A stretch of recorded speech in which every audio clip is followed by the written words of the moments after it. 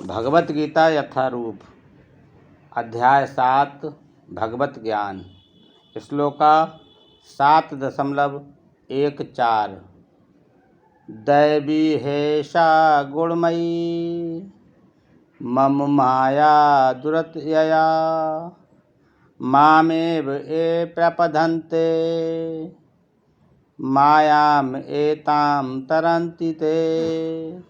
भावार्थ, प्रकृति के 3 गुणों वाली इस मेरी दैवी शक्ति को पार कर पाना कठिन है, किंतु जो मेरे शरणागत हो जाते हैं वे सरलता से इसे पार कर जाते हैं।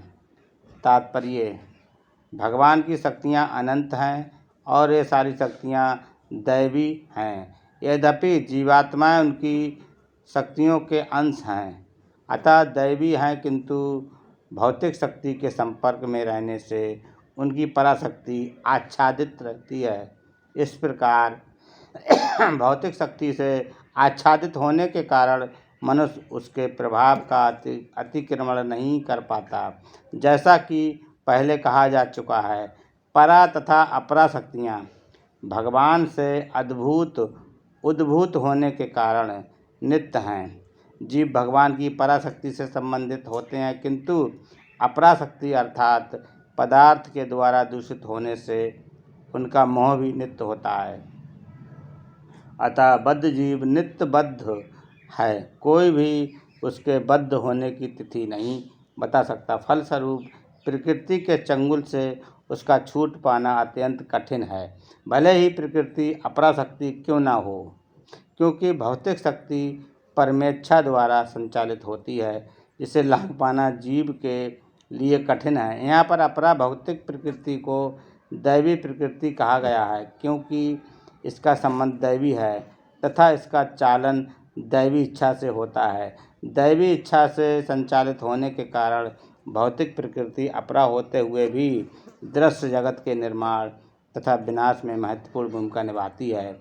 वेदों में इसकी पुष्टि इस प्रकार हुई है, मायां तु प्रकृतिम विद्यान्मायिनं तु महेश्वरम।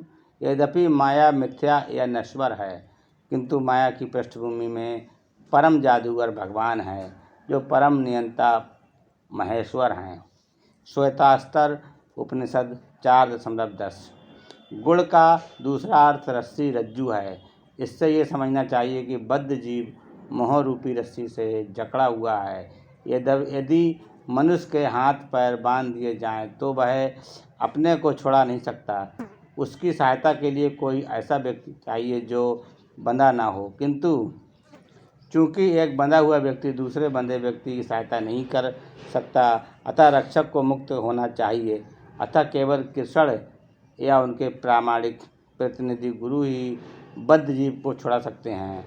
बिना ऐसी उत्कृष्ट सहायता के भवबंधन से छुटकारा नहीं मिल सकता।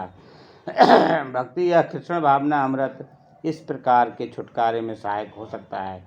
कृष्ण माया के अधीश्वर होने के नाते इस दुर्लभ शक्ति को आदेश दे सकते हैं कि बद्ध जीव को छोड़ दे। वे शरणागत जीव पर अहेतुकी कृपा तथा वात्सल्य बस ही जीव को मुक्त किए जाने का आदेश देते हैं, क्योंकि जीव मूलतः भगवान का प्रिय पुत्र है। अतः निष्ठुर माया के बंधन से मुक्त होने का एकमात्र साधन है भगवान के चरण कमलों की शरण ग्रहण करना। मामेव पद ही भी अत्यंत सार्थक है। माम का अर्थ है एकमात्र कृष्ण विष्णु को, ब्रह्मा या शिव को नहीं।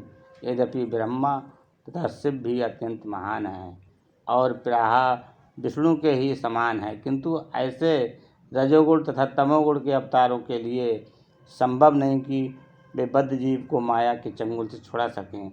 दूसरे शब्दों में ब्रह्मा तथा शिव दोनों ही माया के बस में रहते हैं, केवल विष्णु माया के स्वामी हैं, अतः वे ही बद्ध जीव को मुक्त कर सकते हैं।